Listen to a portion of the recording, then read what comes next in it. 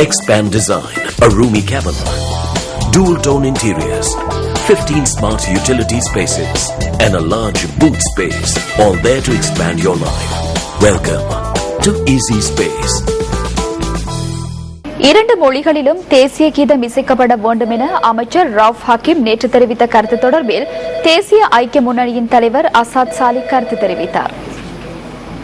தேசிய கீதத்தை கூட நாங்கள் இன்னும் ஒரே மொழியில் படித்துக் கொண்டிருக்கிற ஒரு நிலைமை இருப்பது வருந்தத்தக்க விஷயம்.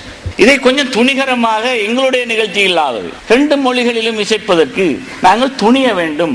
அது நாங்களாக இருக்கிற ஒரு மாகாண சபையில் கூட அது நடைமுறைப்படுத்தப்படவில்லை என்றால் அது உண்மையிலேயே இந்த மாநிலத்தில் நாங்கள் எல்லோரும் வெட்கி தலைகுனிய வேண்டிய விஷயம்.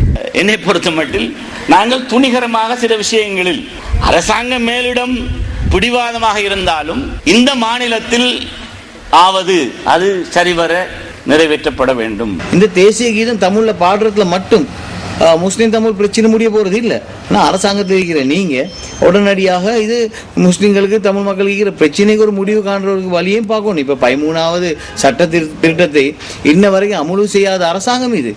நாங்க அதே நேரத்தில் 18வது சட்ட திட்டத்துக்கு நீங்களே போய் வாக்களிக்க போய்தான் இவ்வளவு பெரிய ஒரு பவர் வந்திருக்கு.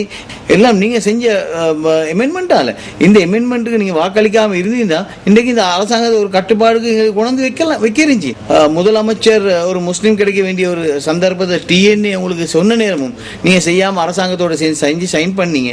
இப்ப அரசாங்கம் உங்களுக்கு ஒரு முஸ்லீம் முதலமைச்சர் உங்களுடைய முன்னாள் தலைவர் அஷ்ரஃபுடைய ஒரு கனவு நினைவாகிறதுக்கு சரி ஒரு முஸ்லீம் முதலமைச்சர் ஸ்ரீலங்கா முஸ்லீம் காங்கிரஸால நீங்க பண்ணணும். அப்படி நீங்க பண்ணலாத பட்சத்தில் நீங்க என்ன செய்யணும்னு சொன்னா உடனடியாக டிஎன்ஏவோட பேச்சுவார்த்தை டிஎன்ஏவோட சேர்ந்து ஒரு முஸ்லீம் முதலமைச்சரை நீங்க உடனடியாக பண்ணணும்.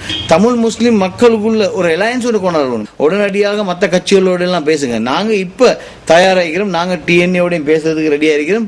நாங்க எல்லாம் ஒரு தமிழ் முஸ்லீம் அலையன்ஸ் ஒன்று நாங்க சைன் பண்றதுக்கு நாங்க ரெடி பண்றோம்.